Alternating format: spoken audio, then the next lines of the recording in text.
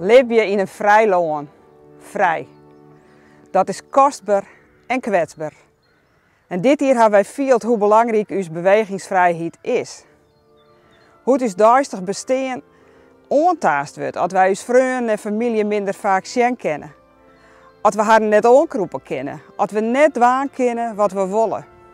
Uw gewone leven net vanzelfsprekend is. We vielen daarnaast heel goed aan dat deze behandeling van vrijheid heel oors is als in oorlogstijd. Zolang wij als mensen en als mensschap uw vrijheid van denken hebben en een open dialoog, en zolang wij staan voor de fundamentele likwaardigheid van alle inwoners, en zolang wij in vrijheid stemmen kennen en er onafhankelijke rechtspraak is, weten wij dat de pijlers van een vrije maatschappij stevig overeind staan. Vorig jaar wie het 75 jaar geleden dat de Tweede Wereldoorlog eindigde. En hoe gaan wij nu om met vrijheid en met onze eigen verantwoordelijkheid? Want dat brengt het leven in vrijheid mee en mee.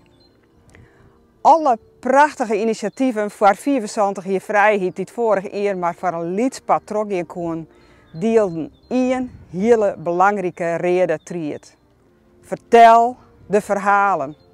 De verhalen van oorlog en onderdrukking, van verzet, vrijheid en verantwoordelijkheid. Verhalen van mensen. Joet, betinken wij. Herdenken. Dat is op een nijtinken en nijtinken. Hoe het wie en hoe het net en hoe het wol wezen moet. Joet, staan we stil. 2 minuten stilte voor alle slachtoffers van oorlog en onderdrukking. Voor alle mensen die het om het leven kwamen voor uw vrijheid. De vrijheid die wij alle dagen op een nij beschermen en versterken moeten.